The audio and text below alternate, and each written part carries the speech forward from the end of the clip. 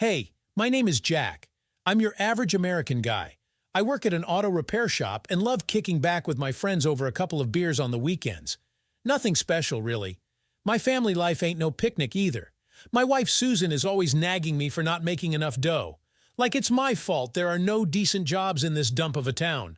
So I drag my sorry ass to the shop every day fixing cars for a bunch of morons. My mother-in-law Carol is a real piece of work too. Rich widow living the high life. Spends her days sipping tea all alone in her big old house watching soap operas. And she's always lecturing me on how to live my life. Going on about her dear departed husband, may he rest in peace. Now that was a real man, not like me, a good-for-nothing loser. Anyway, life's a bitch and then you die, am I right? But recently, something way out of the ordinary happened. Carol came over one day with this big, cheesy grin on her face. Nearly made me fall out of my chair. Since when did she get so generous with her smiles? Usually won't even let me pass the front door, and now she's coming over to my place. "Jack, honey," she says, "I need a favor. I want to buy an old boat. I hear you know about that stuff. Help your mother-in-law out, would you?" I almost choked on my beer at that. What? Now I gotta go tinkering with boats too? I don't know jack about boats, not even a little. But saying no to Carol is worse than a death sentence. Susan would be riding my ass non-stop. How could you refuse to help my mother, you ungrateful swine? So I didn't have much choice. I had to agree. "Sure thing, Carol," I say. "No problem at all. We'll fix her up real nice, don't you worry." Well, Carol nearly bust a gut. She was so tickled pink by my answer, chirping away like a dang canary, making all sorts of plans, saying how we'll work on it together, take her out on the sea, catch us some fish. A real family project, everyone pitching in. Yeah, right. Just what I need, more family drama. But what can you do? I'm stuck now. Gotta keep the mother-in-law happy and mess around with boats. Some life, huh? Next day, Carol and me went to check out the boat. She found some ancient piece of junk in the boonies, probably from the Civil War era. But my mother-in-law couldn't care less, grinning from ear to ear like she just won the lottery. "Oh, Jack, isn't she a beaut?" she crows, eyes all misty. "Just imagine how she'll look once we fix her up. We'll sail off into the sunset, gazing at the horizon." Uh-huh, sure. Making goo-goo eyes at the scenery is the last thing I want to do. Although I got to admit, Carol's still got a pretty smokin' bod for her age. The things I could... what the hell am I thinking? I'm really losing my marbles over this dang boat business. So anyway, we bought the hunk of junk, hauled her back to my garage and started working on her. And that's when the real fun began. Carol's over here every single blessed day, picking out paint colors, measuring seat cushions, and I'm busting my hump patching this, sanding that. I'll be joined at the hip with this boat in my dreams soon, I swear. But you know the weird thing? I'm actually kind of enjoying all the craziness. Never would have thought it. Figured Carol would be driving me nuts with her yapping and bossing me around. But it ain't like that at all. We're bonding, if you can believe it. Shooting the breeze, cracking jokes, laughing together like a couple of fools. And I gotta say, I'm seeing Carol in a whole new light. This ain't the same pushy mother-in-law I'm used to. She's actually a really amazing lady. Smart, funny, a real sweet gal. And easy on the eyes too, if you know what I mean. That figure, those green eyes, dimples in her cheeks. She's a looker, all right. I'm shocking myself here. Checking out my own mother-in-law. Imagine that.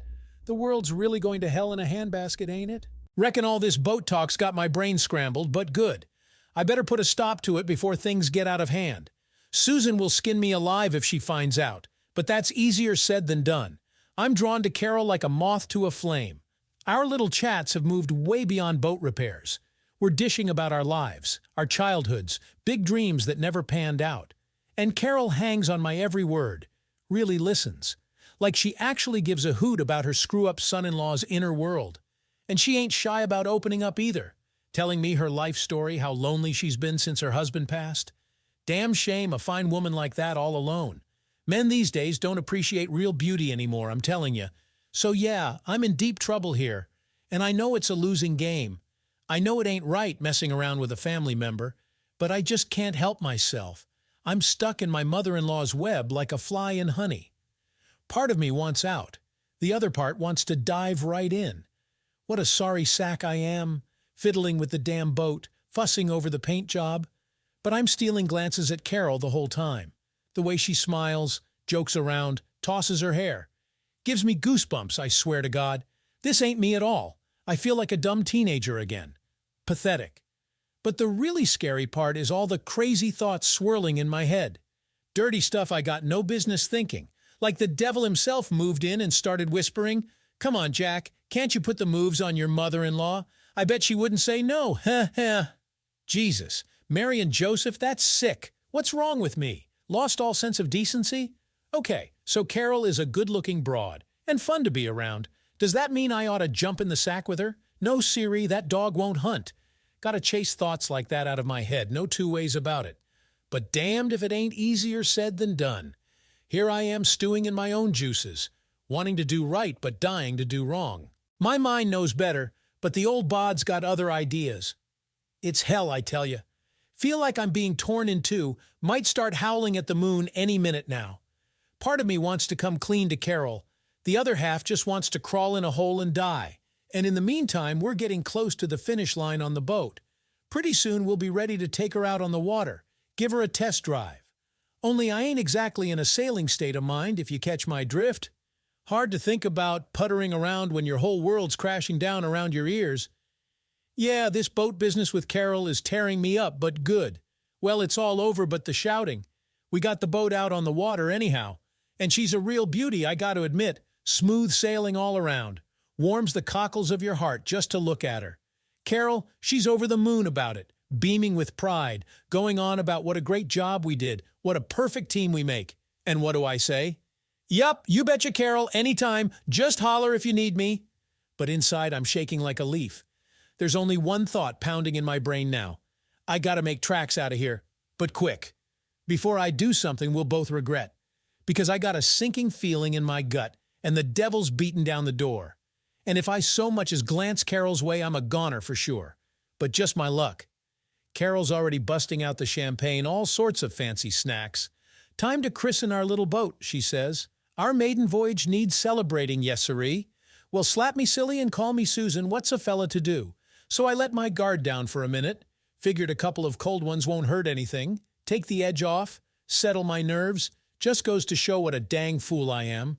I let myself get low and went with the flow. Settled into living it up with my mother-in-law. So there we are, tossing back the bubbly, noshing on party mix. Carol's cracking wise, got me laughing fit to bust a gut. Having us a grand old time, real comfy and cozy-like. Pretty soon I'm feeling downright warm and fuzzy cross my heart. Only now we got us a problem. All this good fellowship's got the gears turning in my head. And not in a gentlemanlike direction, if you know what I mean. And Carol, bless her, ain't helping matters, brushing my knee with her hand, letting her hair tickle my cheek.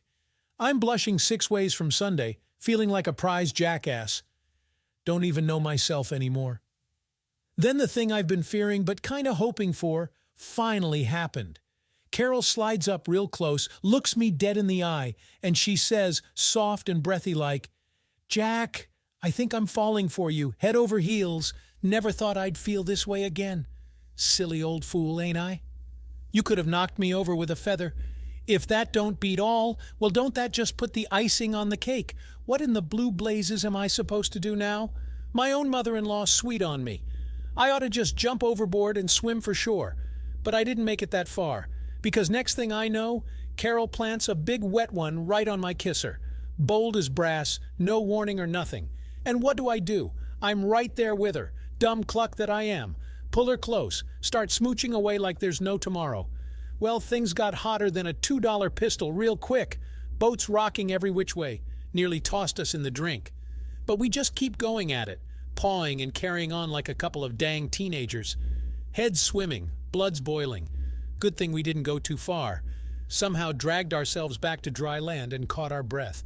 But the damage was done anyhow. So we just sit there in the sand, staring up at the sky.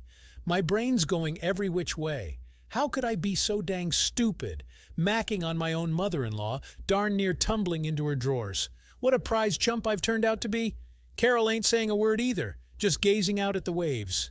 But I can tell she's all shook up. Mine's running a mile a minute. Well, who wouldn't be after throwing yourself at your son-in-law like a cat in heat? enough to make any woman stop and ponder. "Listen, Carol," I finally managed to croak out, "about what just happened. God almighty, I'm a dang fool. We can't be carrying on like this. It ain't right. What will people say? What about Susan? How are we supposed to look her in the eye after a stunt like this?" Carol doesn't answer, just nods her head slow-like. Then she looks up at me with this real sad, lost expression. Dang near broke my heart in two. "Now look what I've gone and done, made the poor woman cry and all." "I know it, Jack," she says, her voice barely a whisper. "I know it's wrong. I ain't no dummy, but the heart wants what it wants. I've fallen for you, simple as that, and I don't know what to do about it." And she's bawling now, just letting it all out. And I'm sitting there like a bump on a log, wanting to hold her, make it all better, but scared spitless to try. No, I'm thinking, this has got to stop right here. Before we do something we can't take back, something that'll break my Susan's heart for good and all. "Okay, Carol," I say, real gentle-like, "here's how it is. We got to put this thing to bed once and for all. The boat's up and running. My work here is done. From here on out, you're on your own, got it? Without me in the picture." Well, that sure got Carol's attention. Her head snaps up, eyes wide and panicky. "You mean, you want me to forget this ever happened? Pretend it was all a dream? Is that it?" And I'm bobbing my head up and down like one of them damn plastic pooches in the back of a car. "Yep, that's the size of it, Carol. Bury it deep, scrub it right out of our minds. Ain't no other way, you see. We still gotta face each other after the dust settles, you and me and Susan." Carol didn't say nothing for a long time, just stared out at the tide rolling in. Then she stands up real slow, brushes the sand off her skirt and says, "Casual as you please." "Well, I reckon you got a point there, Jack. It was a fool notion getting sweet on you. Forgive a silly old woman for getting carried away, won't you? We'll just put this behind us like a bad dream." And she heads for the car, spine ramrod straight and proud. And something inside me just withers up and dies. Watching her walk away, I know right then and there, I ain't never gonna forget this, no matter how I try. That special night, that forbidden kiss, them tears shining in her eyes.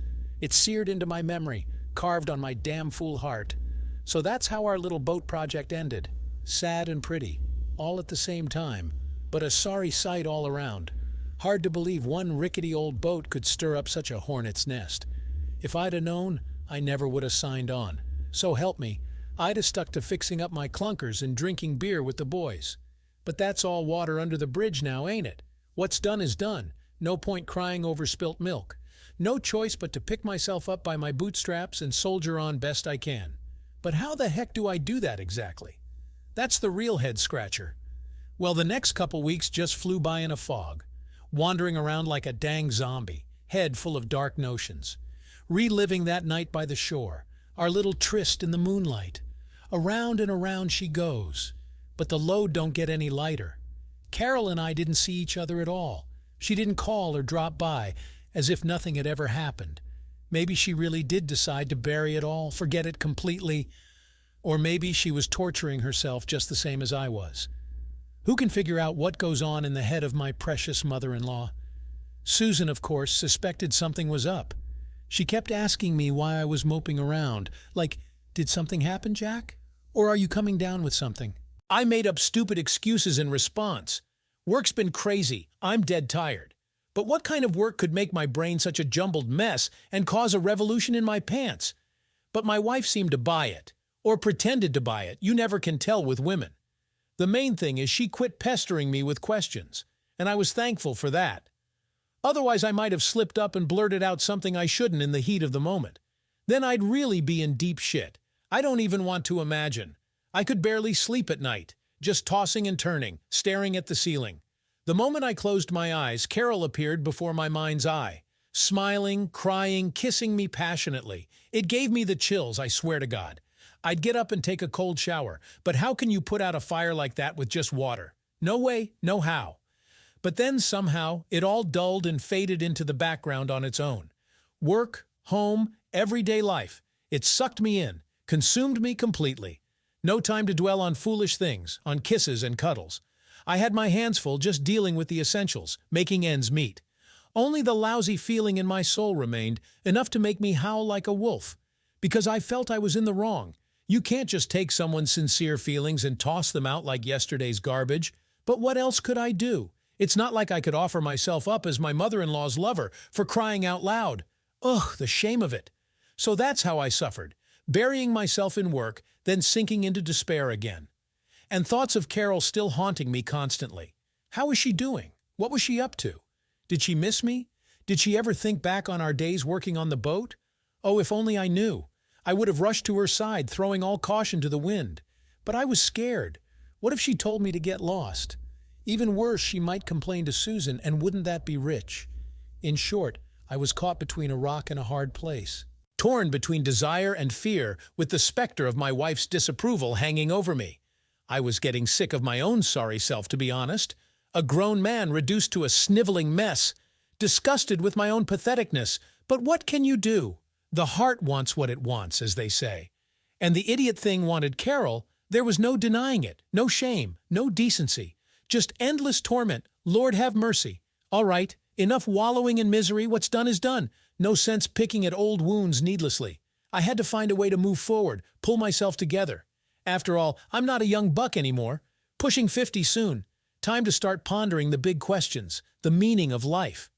Not wasting my time on foolish flights of fancy, for God's sake. So bit by bit, I started to let it go. I gritted my teeth and endured, but I kept on living as best I could. Worked, spent time with Susan, nursed a beer in the evenings, the usual manly routine, no frills, no unnecessary daydreams. And Carol? Well, I guess it just wasn't meant to be for us, although it still gets to me sometimes. What if I was wrong? Maybe I was an idiot to push her away, spout some nonsense about love. We could be rolling around on a beach somewhere right now, gazing at the sea. Wouldn't that be the life? But then I catch myself, snap out of it. Like, wake up, Jack, quit talking crazy. You've got a family, a wife, responsibilities. What are you doing pining for your mother-in-law, for crying out loud? You've really gone off your rocker with these fool notions. In short, I learned to live with it somehow, accepted it as an inevitability. I made mistakes, it happens. Who hasn't gone a little wild in their younger years? Plenty of guys step out on their wives, and life goes on. And heck, you could say I'm not even guilty of anything, not really. So something happened, big deal. At least now I know what it's like to have a little fling with my mother-in-law. Ugh, the shame. So I gradually let myself off the hook. Enough suffering, I figured. It happened and it's over. No point beating myself up. It's not like I can change anything now anyway. Time to move on with life when it comes down to it. And Susan, my wonderful wife, what a treasure she is. Beautiful, smart, a perfect spouse. And she loves me, the big dummy, in spite of everything. It'd be a sin to even look at another woman when I have her, I swear. So I decided to quit the soul-searching once and for all. Cut it off clean, so to speak. I'm miserable enough as it is without inflicting more self-torment on top of it. No, sir, I've had my fill. From now on, I'm going to live like normal folks do. No more obsessing or needless anguish. As for Carol, well, she'll have to figure things out on her own. She's a grown woman after all. Maybe she's forgotten all about me too, the clueless oaf that I am. Probably for the best, truth be told. No point in tempting fate any longer. It's a sin. And so my life keeps chugging along, little by little, day by day, week by week. No big passions or earth-shattering events. But maybe that's a good thing, who knows? Because those fiery passions tend to bring nothing but trouble. I can tell you that firsthand. What business do I have trying to play the Lothario at my age anyhow? I still haven't recovered from our little boating adventure as it is. Although, you know what? I don't regret a single thing, not one bit. Yeah, something happened. Sure, I screwed up some. What, am I supposed to spend my whole life beating myself up over it? Heck no, what nonsense. You only live once, after all. No point moaning and groaning about it, just gotta keep your head up and move forward. And that thing with Carol? Well, that's ancient history now. The kind of adventure you look back on years later going, remember that one time? 20 years from now, Susan and I will probably tell our grandkids about it, chuckling into our hands. Like, look, kids, your grandpa used to be such a wild one. Nearly fell headfirst into the passion pool in his old age, I swear. So I know everything will turn out fine for me, I'm sure of it. And for Carol, too, I hope. Maybe she'll find herself a decent man, a nice divorce or widower, someone who understands what she's been through. Anyway, she'll get her life sorted out. She's no spring chicken. And Susan and I will keep on keeping on, growing old together. Maybe we'll even take a trip somewhere for our anniversary, have a little adventure. Just not on a boat, God forbid. I've had my fill of boats to last a lifetime. Thank you very much. So life goes on, my friends, no matter what. And thank God it does. Means not all is lost yet. Means there's still room to grow and things to strive for. And all this romance nonsense, that's so far down the list. It happened, so what? The important thing is to learn from it and move forward with a clear conscience. And that's just what I did. Forgave myself, you could say. And forgave Carol, too, while I'm at it. She's a good woman, even if she is my mother-in-law. I wish her all the happiness and health in the world. May she live well. And we'll muddle through somehow on our own. I reckon I'll wrap up my tale here. Probably bored you half to death with my romantic hijinks. And I'm getting a bit drowsy myself. Would you look at me, spilling my guts in the middle of the night like a gossipy old woman, I swear? So, one for the road, as they say? Here's a bit of advice for you, from one man to another. Here's my solemn word. Live by your own wits, fellas. Think with the head on your shoulders, not the one in your pants. Sure, it can lead you astray sometimes when you're young and foolish, but you gotta stay strong. Keep your body in check. Because it's a slippery slope. You know what I mean. You can get yourself in a real pickle. And then you're stuck, even if you want out real bad. Just look at me, for example. Dumb as a box of rocks, but I still tried to play the lover boy, can you believe it? And what did it get me? Nothing good for me or anyone else, just a whole lot of heartache over nothing. Was it worth it, you ask? I think you know the answer. So that's it, no more. I'm swearing off all this lovey-dovey nonsense, and I suggest you boys do the same. And if the urge gets too strong, well, give me a call, why don't you? We'll drink ourselves silly and let off some steam. Guaranteed to take the edge off, trust me. All right, I'm out of here. Thanks for lending an ear, for your understanding and sympathy. Sorry for wasting your time with the ramblings of a fool, but it is what it is. Hope you'll forgive me if I said anything out of turn. I'm a simple man, no pretenses. I'm sending you all a big old bear hug. Until next time, live in a way that you won't have any terrible regrets later on. That's my sincere wish for you. And I'll figure out my own path forward somehow, I reckon. And most importantly, love, but the right kind of love. Not this sorry excuse for romance I got myself tangled up in. Leaves you with nothing but grief and misery. That's a fact. Well, time to hit the hay. I've kept you folks long enough. Gotta be up at the crack of dawn tomorrow, back to the grindstone. But I'm grateful for the distraction. Anything to keep my fool mind from wandering where it shouldn't. So good night to all. Love you, hugs and kisses. Take care of yourselves and remember, you only get one life. There are no do-overs. So don't waste it on foolishness like shacking up with your mother-in-law or any of that nonsense. Until we meet again in this crazy, mixed-up life of ours. Ciao for now. Bambinos, toodaloo. Did you like this story? Let us know in the comments what you liked. Subscribe to our storytelling podcast. Also, don't forget to like and ring the bell so you don't miss more interesting stories. See you soon.